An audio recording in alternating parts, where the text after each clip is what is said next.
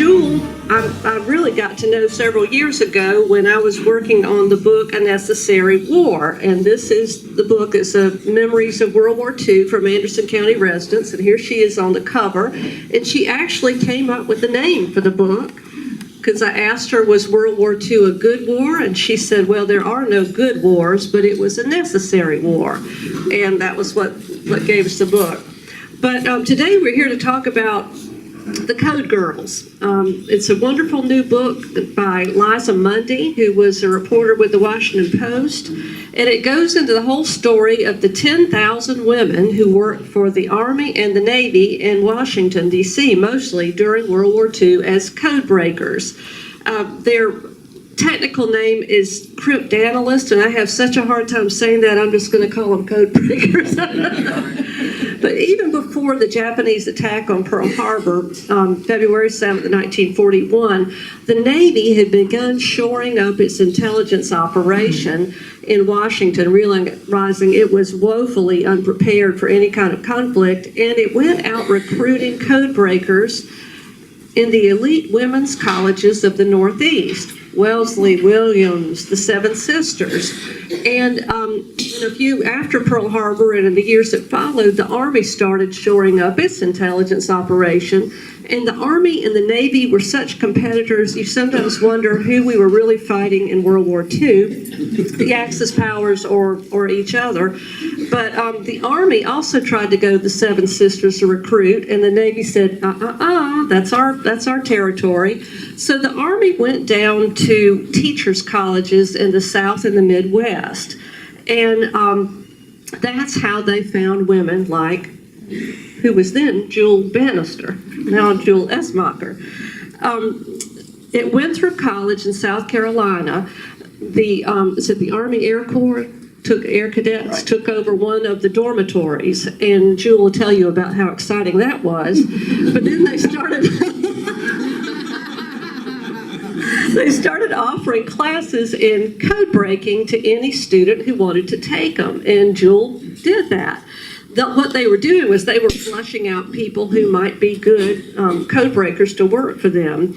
And they also looked at women who were good in science, good in math, languages, and music. And that's how they wound up recruiting Jeuel Esmacher. They also wanted women of character and loyalty and grit, and women who could keep their mouths shut about what they were doing. And Jeuel will tell you about the scary secrecy oaths they had to sign. So anyway, for quite some time, the story of the Code Girls was classified. In fact, I know of one woman who worked for the Navy who never told anyone, including her husband, what she had done during the war, and he found out after she died. But now the story is out, and we can sing the praises of these heroines of World War II. So we're going to start with our own code girl, Jeuel Esmacher, and we're just going to do kind of a 20 questions. So, you grew up in Starr when it was a bustling little town. Oh, I did, and no one would believe it now. That Starr now, which has a Sunday call and 2 churches and a great house. And that's about it. But back then, we had 3 general stores. We had a bank, we had a post office, we had a drugstore with a pharmacist, a mill that did all of our cotton ginning. And it was a thriving little community. And of course, with the 4 lanes going the other direction, and just cut them off, but it's still home.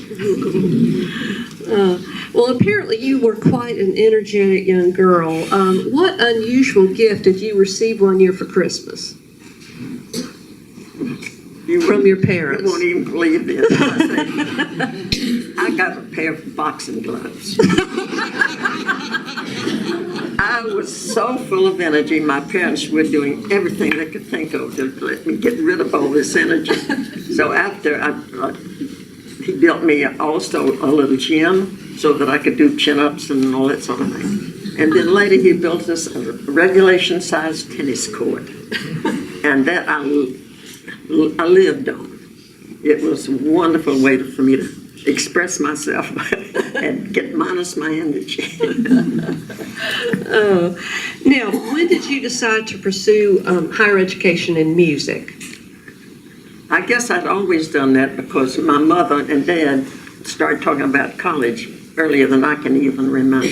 It was no question that we would go to college. And of course I started, my mother was a piano teacher. And I don't remember ever learning notes or time.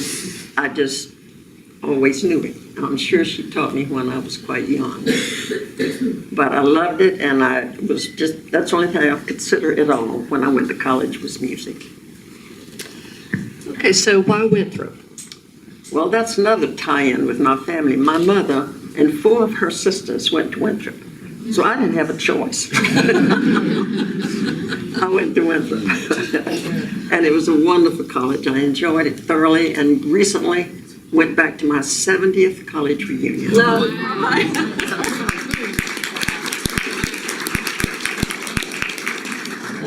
So Winthrop was the sister college of Clemson, Right. and it was where the girls went and where they became teachers mostly. It's a That's right. teachers' college. Okay.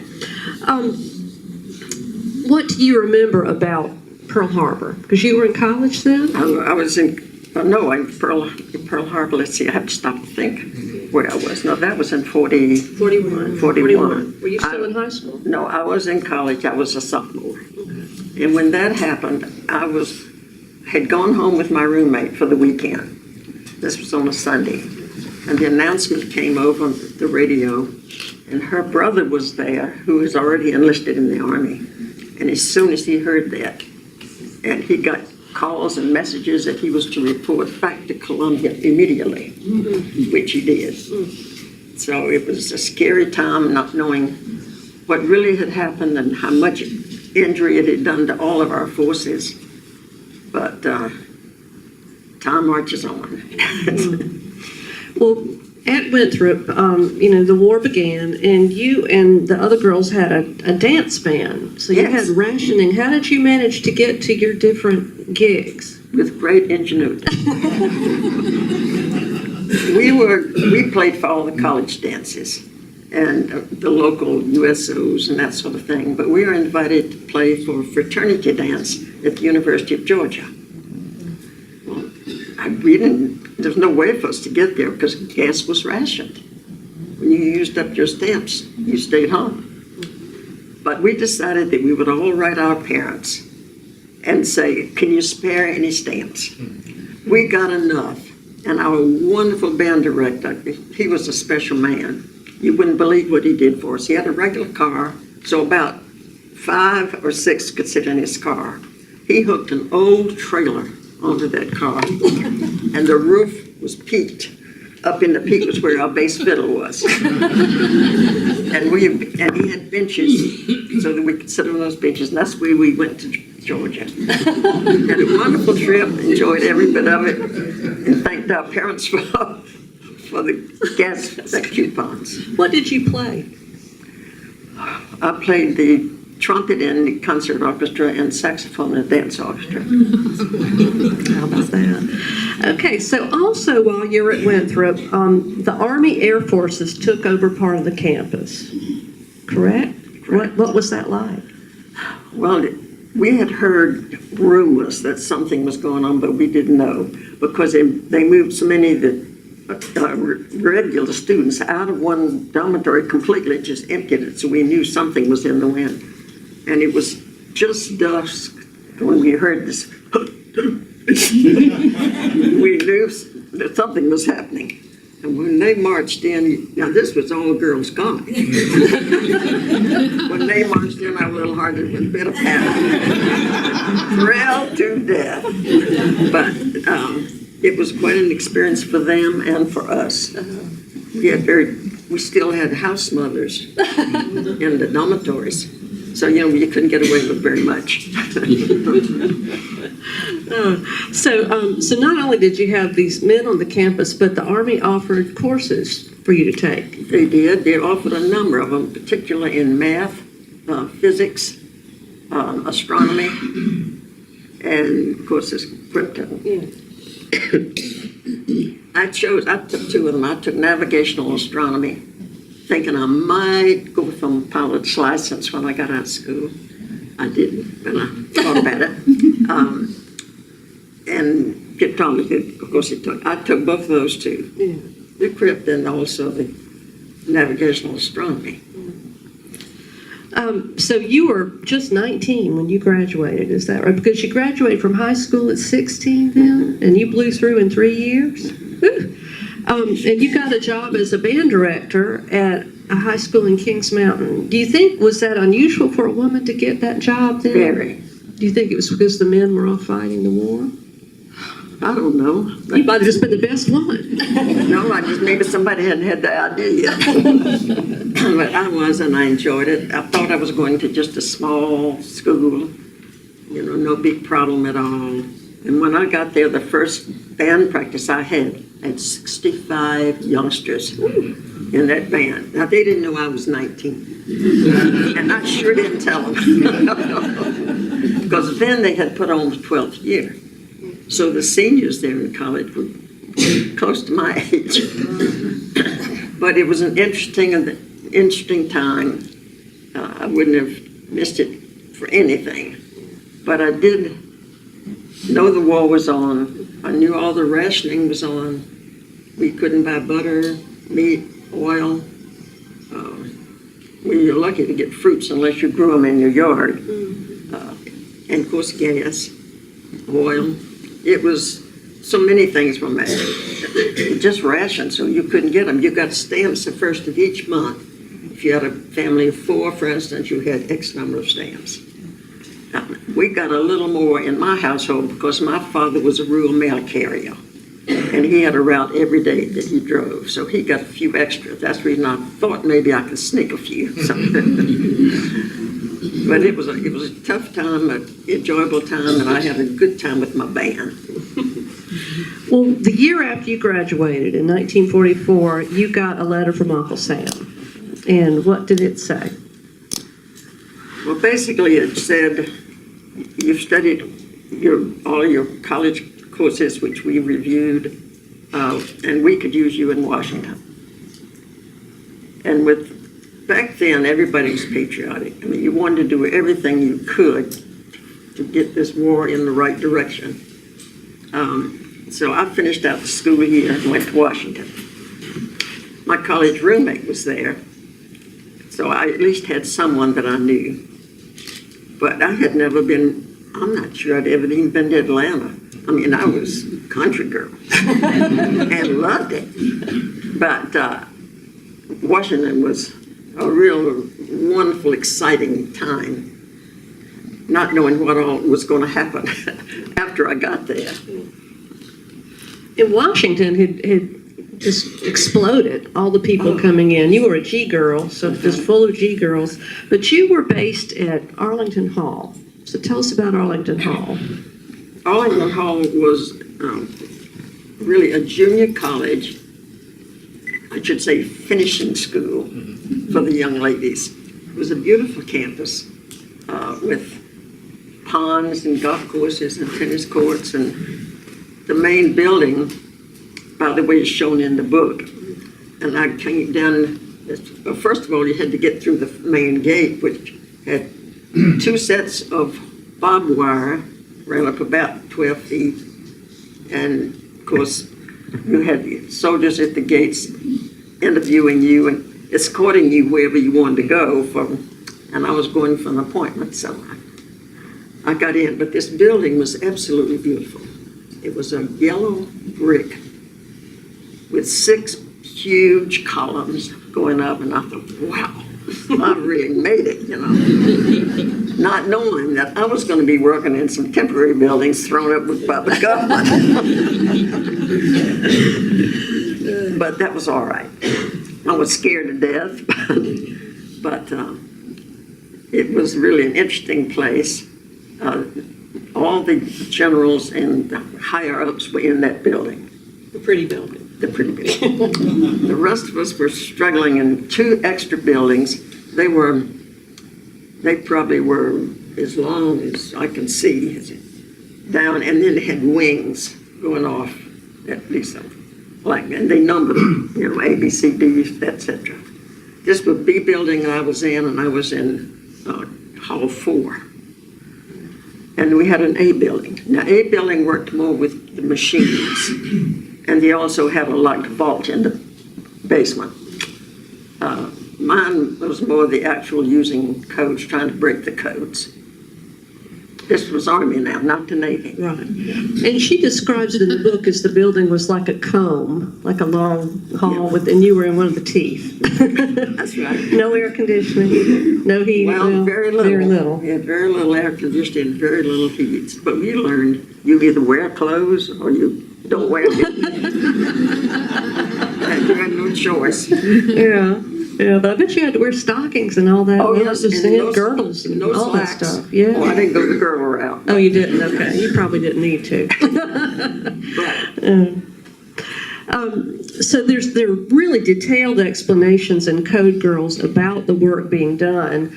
And having a totally non-mathematical brain, it completely went over me. But can you give us kind of a simple description of what your day-to-day work was like there?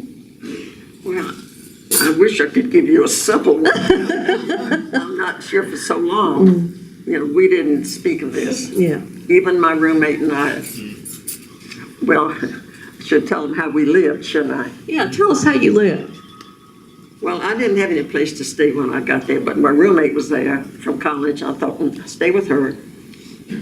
So I moved into their apartment. There were 4 girls, 1 bedroom, 1 bed. So how do you work that out?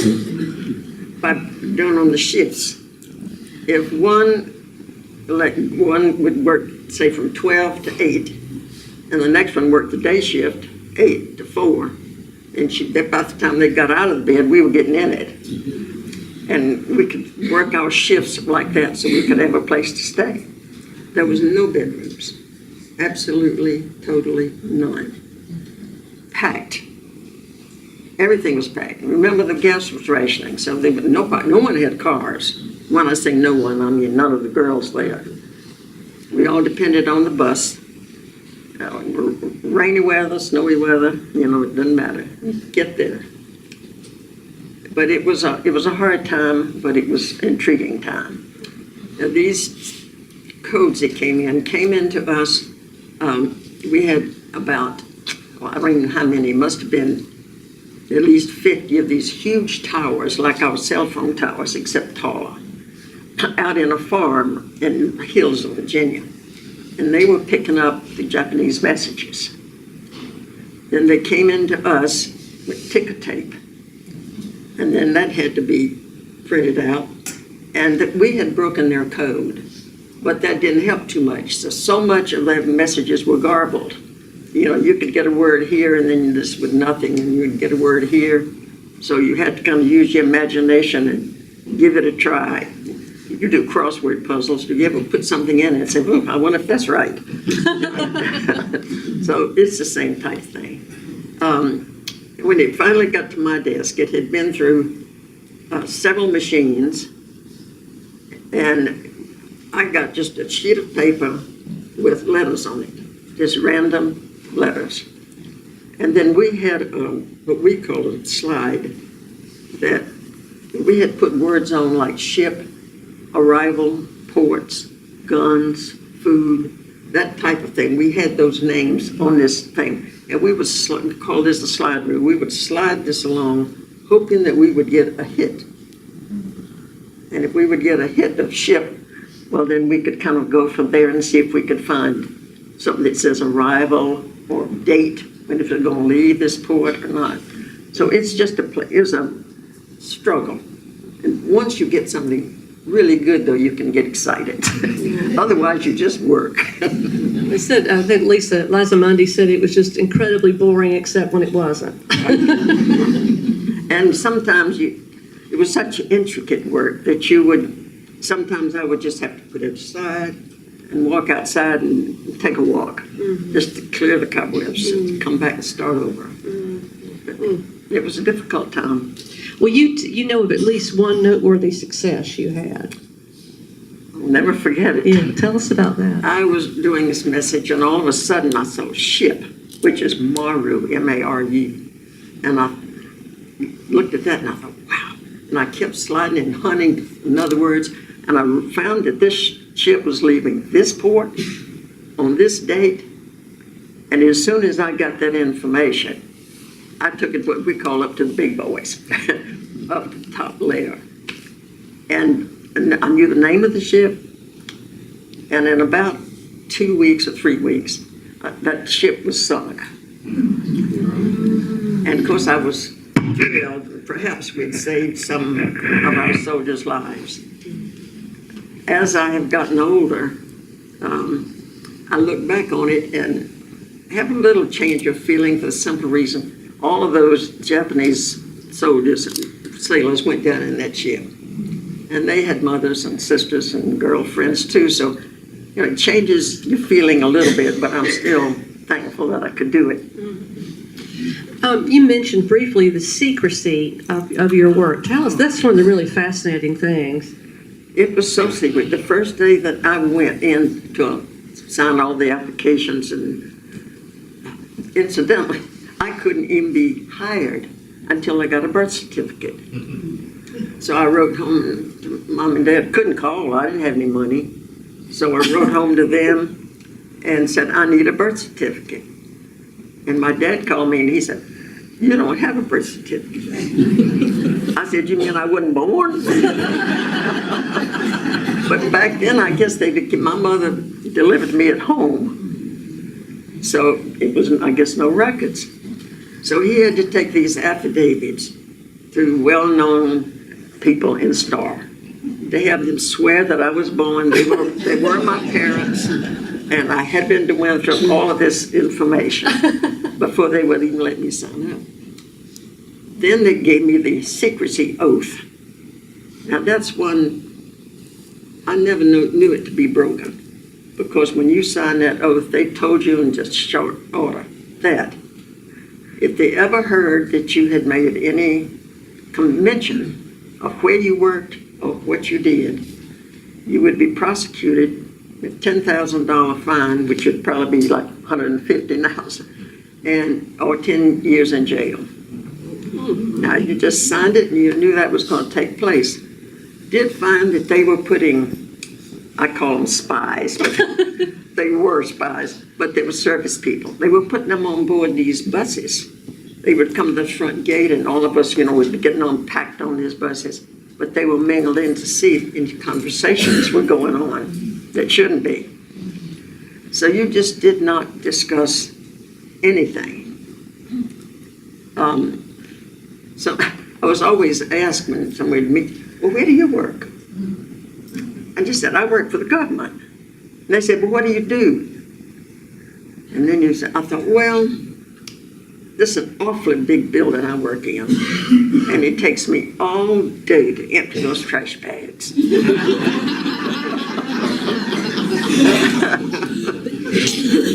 And a lot of things you had to work out.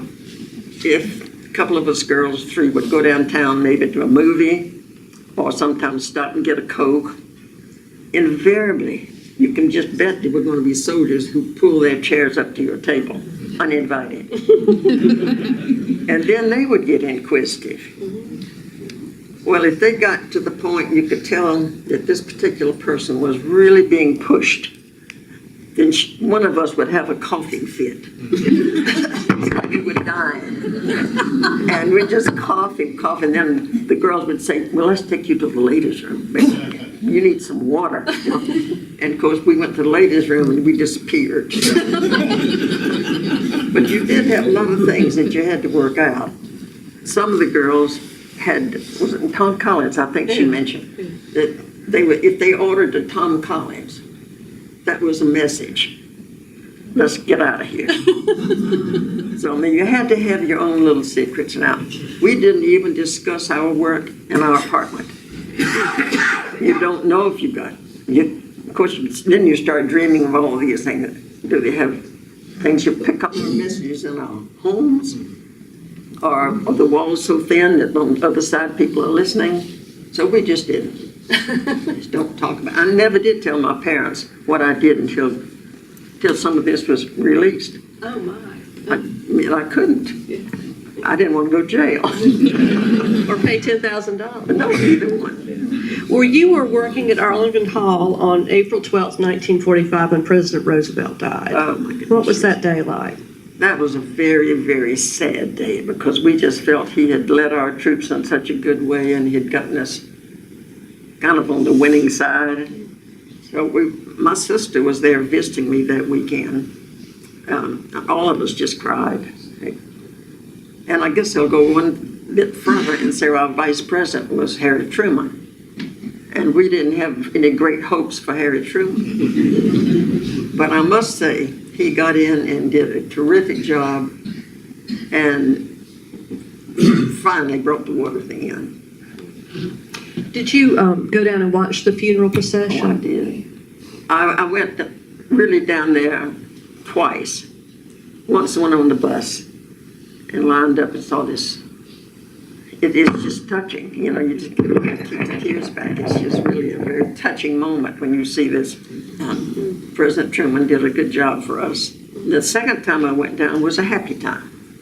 I rode my bike down to Memorial Bridge. Any of you who have been in Washington probably know Memorial Bridge, because General Eisenhower was coming in from the airport and was going to turn down across the bridge. And I went down and parked my bicycle and stood there and waited for him. And he came in on a Jeep, standing up with his little Eisen jacket on and waving to everybody. And I just, I just felt so happy. Had that grin. Yes.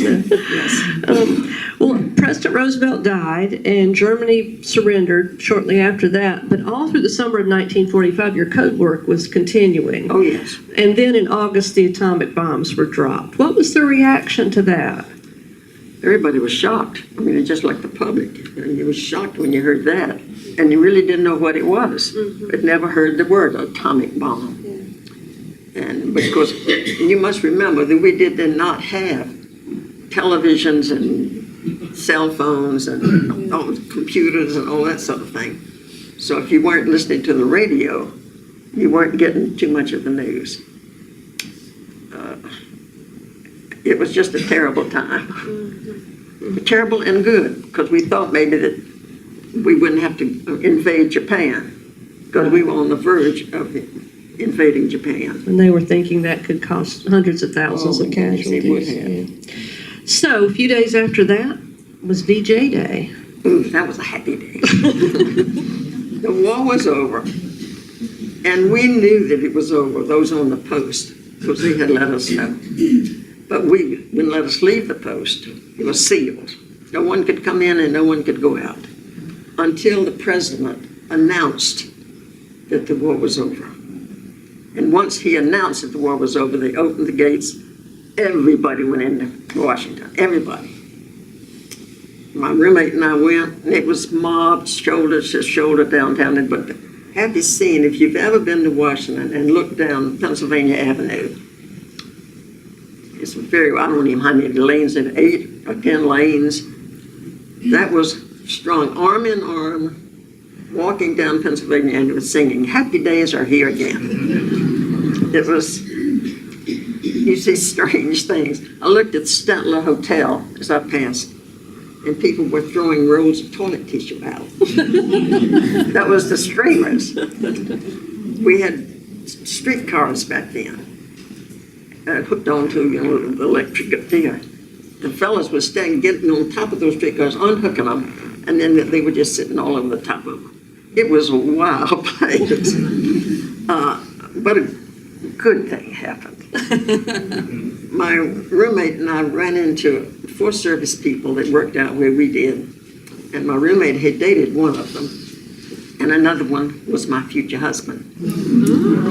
And don't let anyone ever tell you that there's no such thing as love at first sight. Yeah. That was it. It was just like that. So he had been sent to the University of California to study Japanese. and had come back as a Japanese translator. And it was just a time I can hardly explain. When someone asks you, what do you do? I couldn't even say it to him for fear someone would hear or tell somebody. So it was one of these hush-hush things.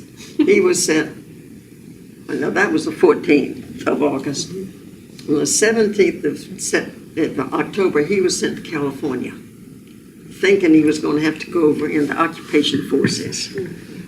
But back then you had points for how many months you'd been in service, and he had enough points that he had a choice whether he was going to go over or he was going to come back, get out of the Army and come back home. He got out of the Army and came back home. Got back home March the 1st, and we were married May 25th. And we had 1 month short of 63 years together, so it worked.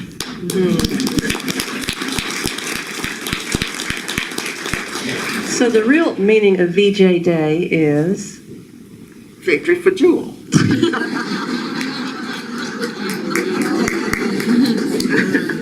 Now, Jeuel, apparently the most able of the Code Girls were asked to stay on, and you were one of those. Yeah, I did stay on. And what did you do? Well, everybody at that point was really concerned about Russia. When you look back, because hindsight's always good, if our generals had allowed different things to happen, we could have been in Berlin before the Russians. But they didn't. They held them in south and didn't let them move. So after the war, we were concerned about the Russians. They had already come over through Berlin and taken part of Germany. So we immediately started studying Russian. I neglected to say, I also had to do that when I first went in. We had 2 or 3 weeks, 8 hours a day, Japanese. And then when we started Russian, the same thing with Russian. Wouldn't you know, I've had both languages at not even hours. I mean, even the symbols aren't like. Even the alphabets are not like. So it's a learning experience for sure. Yeah. And you remained there for several more years after the war? Yes, I didn't resign there until 1950. Okay. So I was there quite a while. Yeah. So she was. Well, it's a long time since all that happened. Yeah. What are your thoughts about the work you did during the war and that time, and the feelings of just being an American? Well, I know that we did some good work. I know that we did save some lives, that we know. It was an experience. It was hard work, and a very secretive time. And a very hard time because none of us had any money to speak of, no cars, no televisions, no food that we could just go buy. So it was a hard time to live, but a happy time in many ways. I guess my big regret comes to the present. I'm just sorry that we are not patriotic like we used to be. Everyone back then, there was no argument, it was just, you were an American. That's all that mattered, you were American. I wish we were that today. I wish there were no Democrats, no Republicans, just Americans.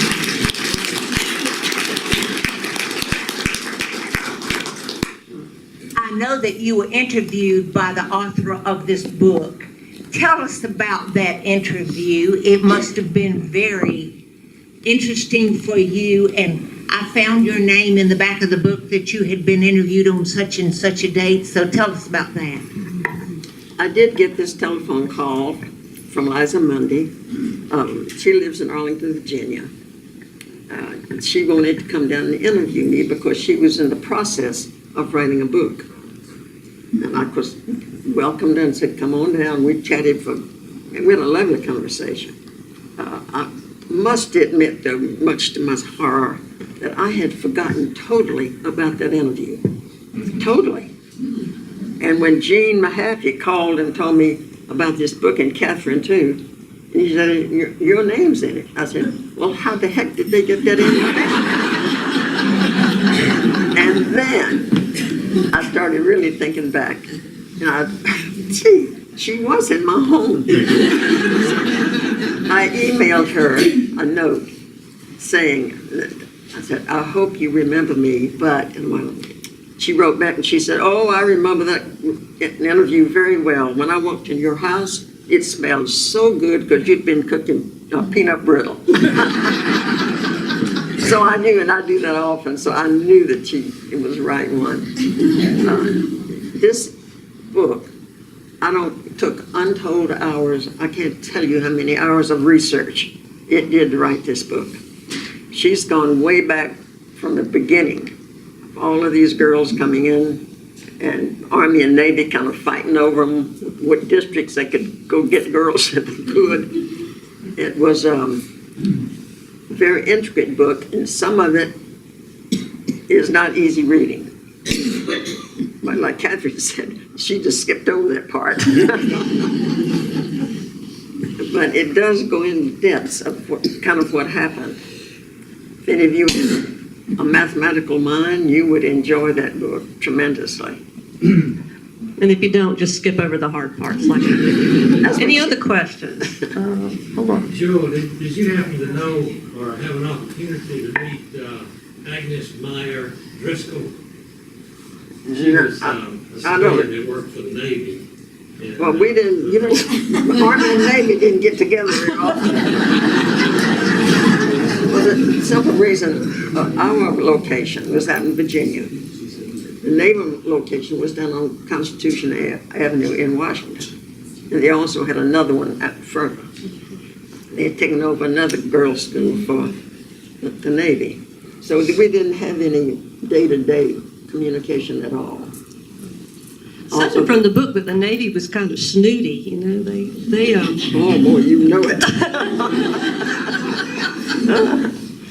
Most of the women who came to work for the Navy joined the Waves, so they were in uniform, and you were a civilian, and most of the yes. Army girls were civilians. Oh, we had no uniforms. Also, no slacks.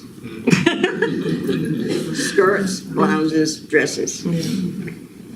Other questions? Oh. In Hidden Figures, and also in the article in the paper Sunday, it kind of mentioned discrimination because you were a woman and looked down on your skills. Did you encounter some of that? Well, I guess I could say I encountered it, but it didn't bother me at all because I've always been pretty strong-headed. And those kind of things didn't bother me. I was never bothered by any of that. I never experienced it. Now, some of the girls did, especially those that were a little bit shy or meek and soft-spoken. They'd kind of get pushed in all directions, but I happen not to be one of those. She had those boxing gloves, too.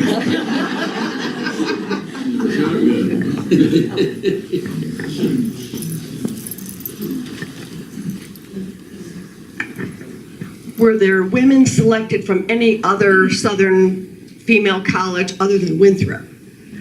I'm sure they were. I don't really know. Catherine, do you know that at all? She talks about some of the different schools, but they were mostly in the South and the Midwest. So she kind of focused on a few, and Winthrop sent quite a few women. Almost all of their graduates in math during the war years went to work in Washington. It's really interesting. There's someone over here who had a question. Hi, Jewel.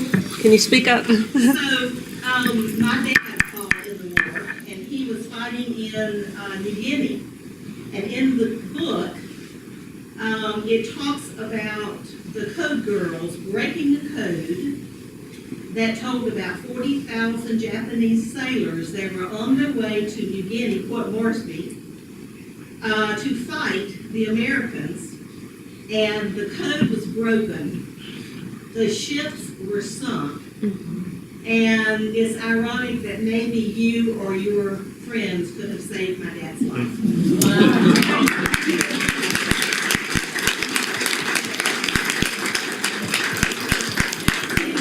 Well, I appreciate that. I certainly hope we had some ends of making some good moves and trying to get words to fit on that page. That one in the back. Oh, okay.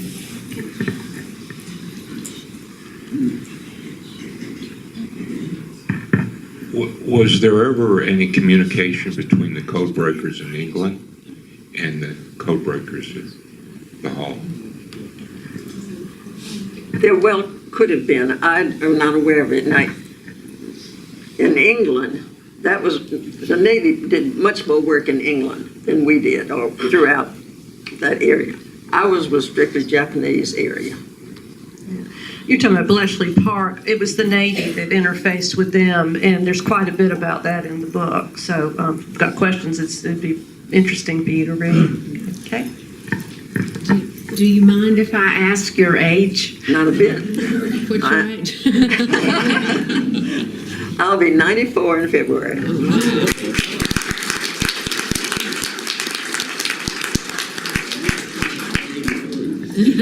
Pardon? You could pass for 83.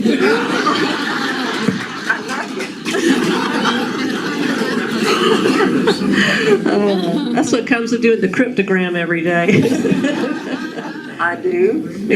One in the paper, it's the celebrity cipher, it's called. I do that every day, and the jumbled words I like to do. I don't like crossword puzzles. I don't know why I don't, but I don't. So I don't bother with that. But I do those every morning to get the cobwebs cleared out. Jewel, what else do you do to stay vital? Because you're a very vital lady. Well, I've never been one that I could just sit. Going way back to my parents, and they I volunteer at the church office a couple of days a month. I love to play the piano. I still do that a lot. I love to read. I just keep books going always, but only one. I'm one of those who, if you have one project, you finish that before you start the next one. Also, I love to crochet. I have crocheted all my life, and I have made, I don't know how many Afghans. Right now, I'm working on one I've just started. I just can't quit, you know. But And that's the math again. probably. It really is, because Probably. needlework does that. Okay. Yeah. You were decoding. Right. The coding in those days, was it done manually or by machines, or how was the encryption done? Some of both, some of hand. We did have a lot of machines that, for instance, since we had broken the Japanese code, the machines had worked our alphabet instead of theirs, and which would coincide with that. So it went through a machine to do that. So we could get that far. Can you imagine what it would be now with computers? Wow, like that. But it went through both machines and Machines and, individual work. thank you.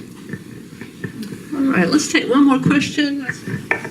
Hi, Hello. how are you doing? Oh, well. You're doing well, I know.